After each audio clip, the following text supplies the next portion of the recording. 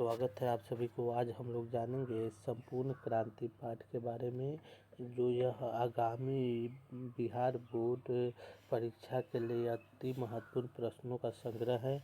और साथ ही अगर आप नए हैं तो हमारे चैनल को लाइक और सब्सक्राइब कर दें। हमारा चैनल है अपना शिक्षण। अब हम लोग इस प्रश्नों पर की तरफ चलेंगे। आइए इसके प्रश्नों के बारे में हम लोग जानते हैं।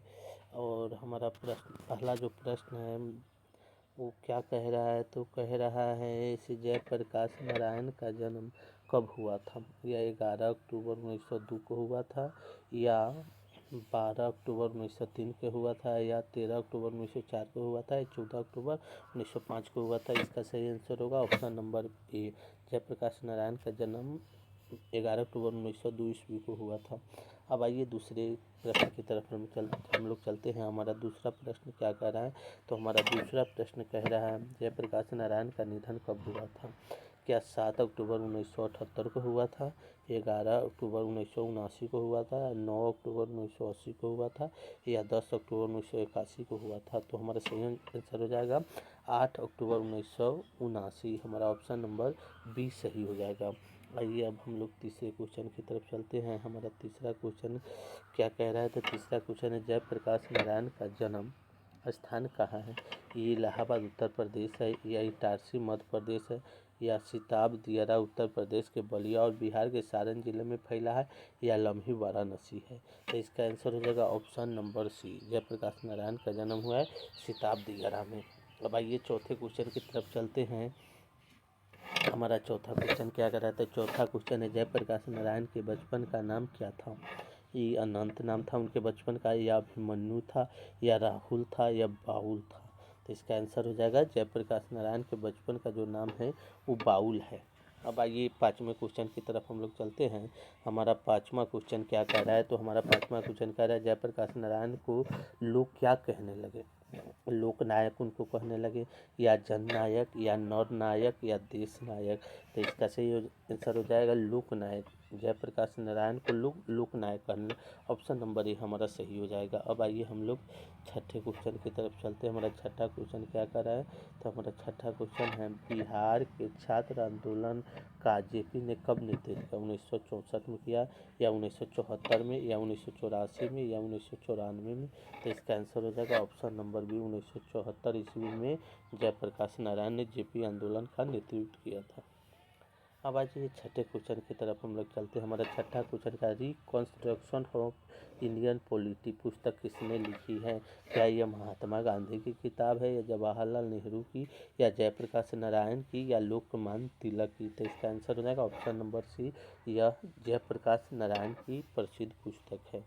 अब आइए हम लोग सातवें क्वेश्चन की तरफ चलते हैं। हमारा सातवां क्वेश्चन कह रहा है जयप्रकाश नारायण को कौन सा पुरस्कार मिला था। ये राजेंद्र प्रसाद शिखर सम्मान मिला, या साहित्य अकादमी पुरस्कार मिला, या भारतीय ज्ञानपीठ पुरस्कार मिला, या मैग्सेसे एवं भारत रत्न मिला है। तो इसका आंसर हो जाएगा ऑप्शन नंबर डी। इनको रैमन मैग्सेसे और भारत रत्न दोनों पुरस्कार मिले हैं। ऑप्शन नंबर डी हमारा सही हो जाएगा। अब आइए हम लोग नौवें क्वेश्चन की तरफ चलते हैं। हमारा क्वेश्चन नौवां क्वेश्चन जो है, हम लोग नौवें क्वेश्चन की तरफ चलते हैं। हमारा नौवां क्वेश्चन है संपूर्ण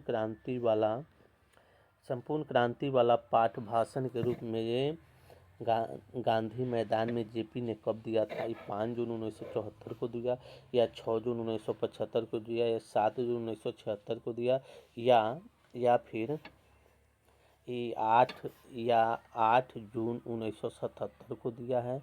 तो इसमें हमारा जो आंसर क्या होगा, तो हमारा आंसर ऑप्शन नंबर ए हमारा सही हो जाएगा। 5 जून 1974 वाला जो भाषण है गांधी मैदान में दिए थे। अब आइए 10वें क्वेश्चन की तरफ हम लोग चलते हैं। हमारा 10वां क्वेश्चन कह रहा है किस पाठ में आया है अगर कोई डेमोक्रेसी का दुश्मन है तो वे लोग दुश्मन है जो जनता के शांतिमय कार्यक्रमों में बाधा डालते हैं, उनकी गिरफ्तारियां करते हैं, उन पर लाठी चलाते हैं, गोलियां चलाते हैं। किस पाठ का है, इस शिक्षा पाठ के है, या संपूर्ण क्रांति पाठ के, या हंसते हुए मेरा अकेलापन पाठ के है, ये प्रगीत और समाज पाठ के। तो इसका आंसर हो जाएगा ऑप्शन नंबर बी, ये है प्रगीत और समाज पाठ के। अब आइए अगला क्वेश्चन समझते हैं। 11वें क्वेश्चन की तरफ हम चलते हैं। 11वां क्वेश्चन का जयप्रकाश नारायण किस प्रकार के विचारक थे? कृपंतवादी थे या संकीर्णतावादी थे या समाजवादी थे या पूंजीवादी थे? इसका आंसर हो जाएगा समाजवादी थे। ऑप्शन नंबर सी सही हो जाएगा। अब आइए हम लोग अगले क्वेश्चन की तरफ चलते हैं। 12वें क्वेश्चन की तरफ। हमारा 12वां क्वेश्चन क्या कह रहा है तो उसकी तरफ आते हैं।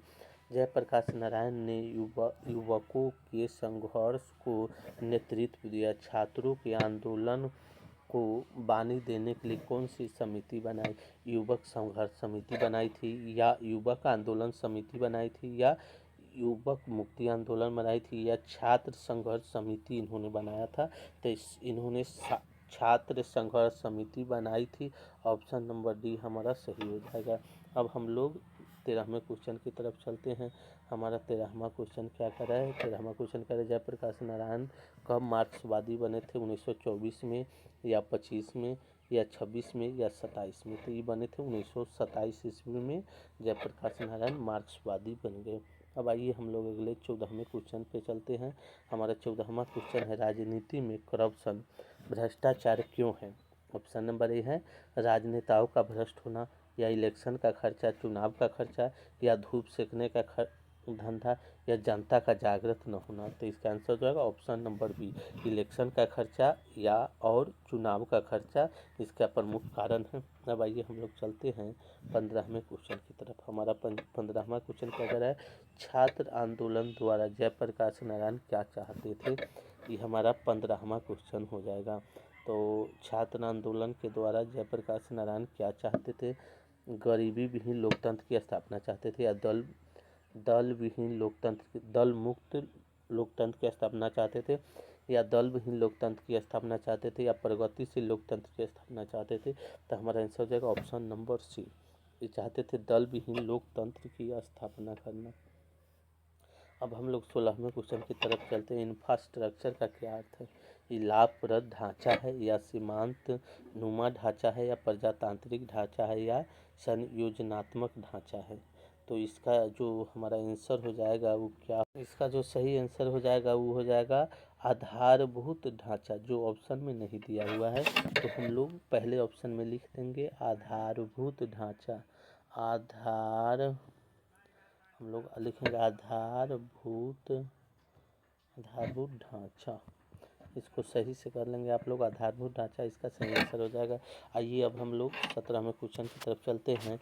हमारा 17वां क्वेश्चन क्या कर रहा है? बुर्जुआ क्लास का अर्थ है समाजवादी वर्ग और उसमें निष्ठा रखने वाला, पूंजीपति वर्ग और उसमें निष्ठा रखने वाला या बड़ों लोगों का संगठन या भ्रष्ट राजनीतिज्ञों का संगठन। तो इसका आंसर हो जाएगा ऑप्शन नंबर बी हमारा सही हो जाएगा। ये जो है पूंजीपति वर्ग एवं उसमें निष्ठा रखने वाले लोगों का एक संगठन है। अब आइए हम लोग 18वें क्वेश्चन की तरफ चलते हैं। उच्च श्रृंखल शब्द का क्या अर्थ है? ये गुंडागर्दी होगा कि हाथ से ऊंचा उछलने वाला, नियम कायदा तोड़ने वाला, असंयम या उछल कूद करने वाला? तो हमारा आंसर हो जाएगा ऑप्शन नंबर सी। कि जो है नियम कायदा को तोड़ने वाला को श्रृंखल कहते हैं। अब आइए 19वें क्वेश्चन की तरफ हम लोग चलते हैं। 19वें क्वेश्चन में कहा गया है किसके बारे में सर्वेश्वर भारती ने मुनादी शीर्षक कविता लिखा है? एक 72 वर्ष का बूढ़ा आदमी अपनी कर्पूरी कमजोर आवाज़ में सड़कों पर सच बोलता हुआ निकल पड़ा। तो ये उन्होंने किसके बारे में? अन्ना हजारे के बारे में कहा या महात्मा गांधी के बारे में, विनोबा भावे के या जयप्रकाश नारायण के बारे में? तो इसका आंसर हो जाएगा ऑप्शन नंबर बी डी। यह जयप्रकाश नारायण के बारे में कहा गया वाक्य है। अब आइए 20वें क्वेश्चन की तरफ हम लोग चलते हैं। हमारा 20वां क्वेश्चन का रहा है संपूर्ण क्रांति का नारा किसने दिया था? ये जयप्रकाश नारायण ने दिया है या इंदिरा गांधी ने या भगत सिंह ने या सुभाष चंद्र बोस ने? तो इसका आंसर हो जाएगा ऑप्शन नंबर ए। यह नारा जो है जयप्रकाश नारायण ने दिया है। अब हम लोग 21वें क्वेश्चन की तरफ आगे हैं। 21वां क्वेश्चन हमारा कर रहा है जयप्रकाश नारायण की पत्नी का क्या नाम था? ये हिमवती देवी था या मनरूपा देवी था या उषरी देवी था या प्रभावती देवी था? तो इसका आंसर हो जाएगा हमारा option number D. Option number D Prabhavati Devi इनका नाम है, जयप्रकाश नारायण की पत्नी की। ऑप्शन नंबर डी सही हो जाएगा। अब आइए हम लोग 22वें क्वेश्चन की तरफ चलते हैं। हमारा 22वां क्वेश्चन कह रहा है से जयप्रकाश नारायण के माता पिता का क्या नाम था? फूलराधी देवी, और हरसू दयाल था, या स्वरूप देवी एवं रवि सिंह था, मिक्ती देवी एवं सरदार किशन सिंह था, विद्यापति देवी एवं बेनी प्रसाद मध्य था, बेनी प्रसाद भट्ट था। तो इसका आंसर जो option number A, Jayaprakash Narayan के माँ का नाम है फुलानी देवी, पिता का नाम है हरसू दयाल। ऑप्शन नंबर ए हमारा सही हो जाएगा। आइए अब हम लोग 23वें क्वेश्चन की तरफ चलते हैं। हमारा 23वां क्वेश्चन कह रहा है 1965 में समाज सेवा के लिए मैग्सेसे पुरस्कार किसे दिया गया? नामवर सिंह को दिया गया है, या रामविलास शर्मा को, या जयप्रकाश नारायण को, या रामधारी सिंह दिनकर को। तो ये जो पुरस्कार मिला है, ये मिला है आपको जयप्रकाश नारायण को सी डायमंड मैग्सेसे पुरस्कार समाज सेवा के लिए 1965 ईस्वी में। अब आइए हम लोग 24वें क्वेश्चन की तरफ चलते हैं। हमारा 24वां क्वेश्चन है, किसने लिखा है यह है जयप्रकाश वह नाम जिसे इतिहास सरदार देता है बढ़कर, जिसके पद चिन्हों को डर पर अंकित कर लेता है। ये किसका है? रामधारी सिंह दिनकर के है, या भारतेंदु हरिश्चंद्र के है, या सच्चिदानंद चतुर्वेदी के है। तो ये रामधारी सिंह दिनकर के है। Option number A. Option A और बी दोनों एक ही ऑप्शन है। आइए 25वें क्वेश्चन की तरफ हम लोग चलते हैं। जयप्रकाश नारायण को किसका दलाल कहा गया? अमेरिका का कहा गया, या ब्रिटेन का, या रूस का, या जापान का। तो इसका आंसर होगा option number A, Jayaprakash Narayan को अमेरिका का दलाल कहा गया। अब आइए हम लोग 26वें क्वेश्चन की तरफ चलते हैं। 26वां क्वेश्चन हमारा कह रहा है, जयप्रकाश नारायण को भारत रत्न की उपाधि कब दी गई? ये उपाधि इनको कब प्राप्त हुई? ये चारों ऑप्शन जो हमारा है, इसमें ऑप्शन नंबर सी हमारा सही हो जाएगा। ये बात जयप्रकाश जवाहरलाल नेहरू ने कहा है। जयप्रकाश नारायण इसमें ऑप्शन नहीं है, ये कहा गया वाक्य है जवाहरलाल नेहरू का। भाई हम लोग 30वें क्वेश्चन की तरफ चलते हैं। हमारा 30वां क्वेश्चन क्या कह रहा है, 1974 में बिहार प्रदेश के मुख्यमंत्री कौन थे? कृष्ण वल्लभ सहाय थे, या अब्दुल गफूर थे, या अनुग्रह नारायण सिंह थे, या महामाया प्रसाद थे। तो आंसर हो जाएगा option number B, Abdul Ghafoor Bihar के मुख्यमंत्री थे 1974 में संपूर्ण क्रांति के समय। आइए अब लोग 31वें क्वेश्चन की तरफ चलते हैं। हमारा क्वेश्चन क्या कह रहा है, आइए क्वेश्चन समझते हैं। किसे लोकहित में सिद्ध किया है कि यदि जनता को कोई प्रतिशोध गलत कार्य करता है तो स्वच्छ समिति से इस्तीफा देने के लिए बाध्य करेगी? तो ये 30 में कहा गया है, या रोज में, या संपूर्ण क्रांति में, शिक्षा में। तो यह कहा गया है संपूर्ण क्रांति पाठ में। अब आइए हम लोग अगले क्वेश्चन की तरफ चलते हैं। 32वां क्वेश्चन हमारा क्या कह रहा है, तो 32वां क्वेश्चन किस पाठ में आया है? जन संघर्ष समिति आम राय से जनता के लिए सही उम्मीदवार का चयन करेगी। ये 30 में कहा गया है, रोज में, या बातचीत में, या संपूर्ण क्रांति में। ये कहा गया संपूर्ण क्रांति पाठ में। ऑप्शन नंबर डी हमारा सही हो जाएगा। अब आइए हम लोग 33वें क्वेश्चन की तरफ चलते हैं। हमारा 33वां क्वेश्चन का जयप्रकाश नारायण रचित पाठ का नाम क्या है? प्रगति और समाज, बातचीत, या संपूर्ण क्रांति, या 30। तो इसका आंसर हो जाएगा ऑप्शन नंबर सी, ये जो बातचीत पाठ का ही जयप्रकाश नारायण जो लिखे हैं वो बातचीत पाठ लिखे हैं। बातचीत पाठ नहीं, संपूर्ण क्रांति पाठ लिखे हैं। Option number C. आइए अब लोग 34वें क्वेश्चन की तरफ हम लोग चलते हैं। हमारा 34वां क्वेश्चन कह रहा है, दौल विहीन लोकतंत्र किसके मूल उद्देश्यों में है? साम्यवाद है, या मार्क्सवाद और लेनिनवाद है, या लोकनायक है, या मार्क्सवाद है। तो इसका आंसर हो जाएगा ऑप्शन नंबर बी, मार्क्सवाद और लेनिनवाद इसका आंसर हो जाएगा। अब आइए हम लोग 35वें क्वेश्चन की तरफ चलते हैं। हमारा 35वां क्वेश्चन कर रहा है, लोकनायक के रूप में कौन प्रसिद्ध है? महात्मा गांधी है, जयप्रकाश नारायण है, सुभाष चंद्र बोस है, या महादेवी वर्मा है। सुभाष चंद्र बोस गलत लिखा है, सुभाष चंद्र बोस, इसको सही कर लीजिएगा।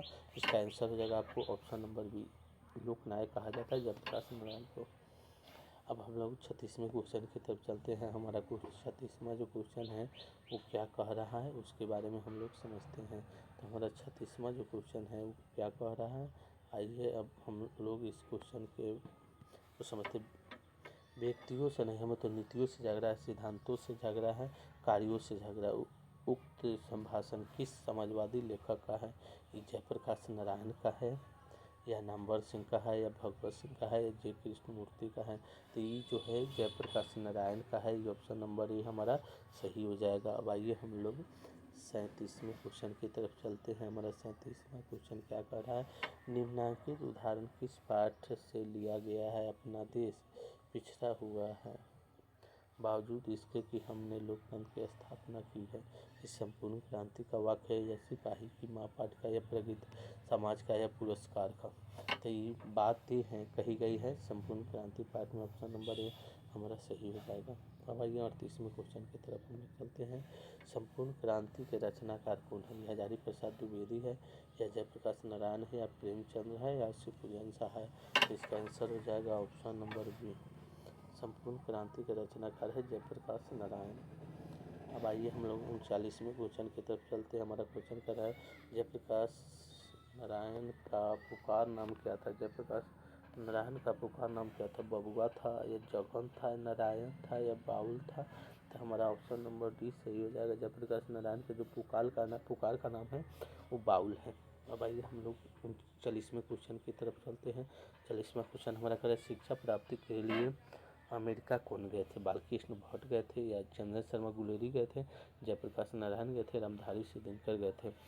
चंद्रधर गुलेरी, इसमें शर्मा छूट गया है, शर्मा इसमें ऐड कर लेंगे। शर्मा, चंद्रधर, तब शर्मा, उसके बाद गुलेरी। इसका आंसर हो जाएगा अमेरिका गए थे Jayaprakash Narayan. Option number C हमारा सही आंसर हो जाएगा। अब हम लोग जानेंगे 41वें क्वेश्चन के बारे में। हमारा 41वां क्वेश्चन का बिहार में हिंदी की वर्तमान स्थिति विषय पर लेख के लिए किसे सर्वोच्च पुरस्कार दिया गया? तो ये बालकृष्ण भट्ट को मिला है, या ओम प्रकाश वाल्मीकि को मिला है, रामधारी सिद्दीनकर को मिला है, या जयप्रकाश नारायण को मिला है। तो इसका आंसर होगा option number D, Jayaprakash Narayan को यह पुरस्कार दिया गया है। अब आइए हम लोग 42वें क्वेश्चन की तरफ चलते हैं।